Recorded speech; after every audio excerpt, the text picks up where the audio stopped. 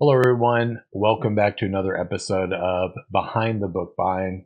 Today, we are going to be diving into the story of Lady Anaryen Throvon, the Magi Princess of the Fall of Magic, Book 1 of the Themasterscore series. If you don't know, my name is phoenixrokni. I'm the author of the series, which is currently ongoing.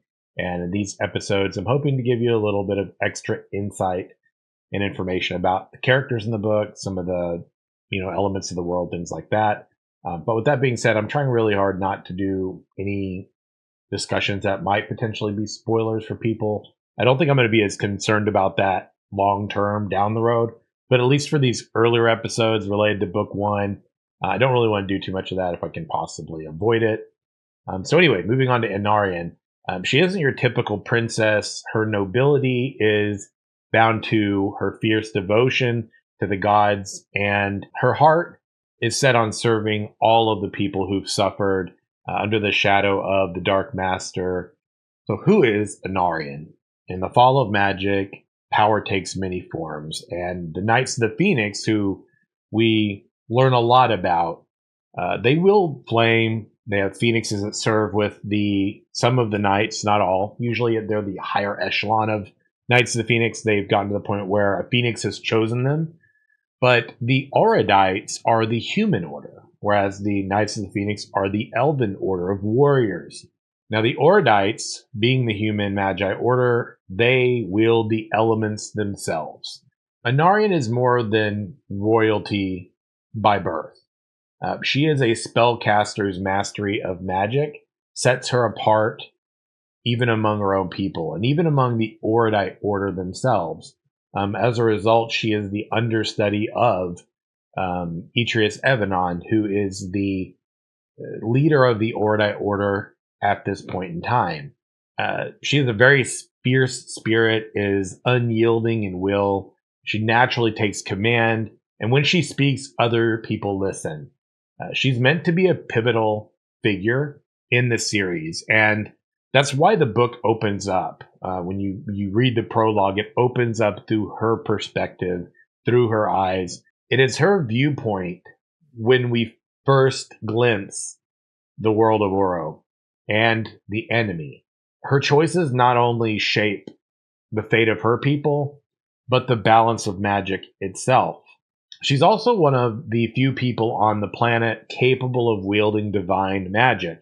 Divine magic is sort of the pinnacle of spellcasting in the world. You've really got to be someone who studies the ways of the noble tenets, the ways of the gods, adheres to the virtues, and does so in such a capacity that sets you apart.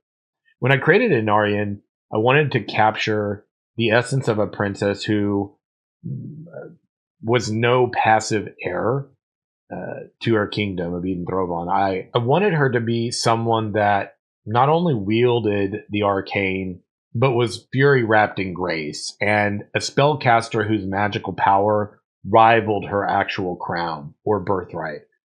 Writing her meant asking myself a question, which was, what happens when a woman raised to be a ruler forsakes her birthright in order to lead a life of service? And ultimately will come to see her rise to rule in a way neither her father nor her could have ever predicted. I'm talking about her backstory and her origins a little bit. Growing up, she faced many of the same expectations you'd expect of a princess. She cared deeply for her people, her kingdom, but it was her pursuit of learning how to use and wield the Essa, the energy that makes up all things, that really set her apart. I also wanted to capture the essence of a woman who longs for true love, but is so conflicted about what love would mean for her path in life, or the path she'd chosen. This tension will only deepen in time, even though we get to see her vulnerable in a way that she's never seen herself capable of before. By most accounts, she will be long remembered, not just for who she loves, but for what she becomes to the world when the story reaches its end. She will be vital in seeing the end of the Dark Master's evil, but what does that mean in the grand scheme of things? Because she and those other individuals that we slowly get to see over the course of the series, they are all pivotal figureheads. So how does Anaryen come across in the story and in the stories? One of my favorite things about Anaryen is how she challenges anyone. She is not afraid to share her opinion. She's not afraid to call into question something that doesn't seem like a wise decision. And you'll see that in how she challenges Oratos at times. She's not afraid to speak her mind or challenge anyone because she is guided by wisdom, and it's a wisdom that is led through the ways of the divine. In many ways, she is a reason that our main character learns to devote himself to his people and to the world. It's through her wisdom and compassion that he is reminded of his own family origin, his duty, and his own destiny. And Anaryen embodies a fierce loyalty to the gods, yet she carries herself with a noble grace. She is empathetic, powerful, and unafraid to show both strength and humility. When talking about her relationships with others, I especially loved exploring her bond with Oratos. At first, neither of them realized how much they shared in common, but as their connection deepens, they begin to see that they were destined for one another. This love story gave me the opportunity to explore the concept of soulmates within the world of Auro, a rare but very real phenomenon, and this is the very first time readers get to witness it. Beyond romance, Anaryen also shines in her friendships, and leadership is natural to her, so too is compassion. There's a powerful moment in the book when Anaryen is placed in a situation unlike anything she's ever faced before in her life. And it's here when she's going to experience divine magic firsthand on a very epic scale. And this is an event that is going to validate everything she's ever believed in. This is a moment in particular that will have major consequences later in the series. So in closing, I'd like to hear your thoughts in the comments. What do you like most about Lady Anaryen Valenvon?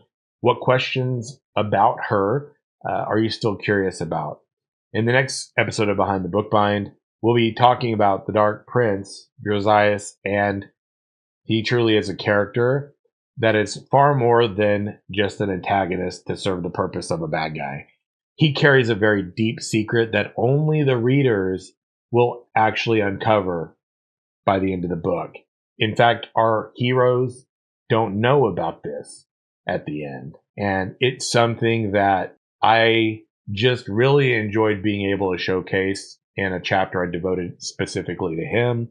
Though, like Anaryen, he and her are both going to have very expanded character arcs in the definitive edition of this book that will come at the end of the series. Now, I want to encourage any and all of you who are not already in our Discord to join it. It's a small but growing community of people that enjoy the stories. I'm hoping to really cultivate a place where we can just have a lot of fun talking about things, theory crafting around the world, and who knows, from time to time, I might just leak a thing or two. Take care, and as always, may the light guide you. See you soon.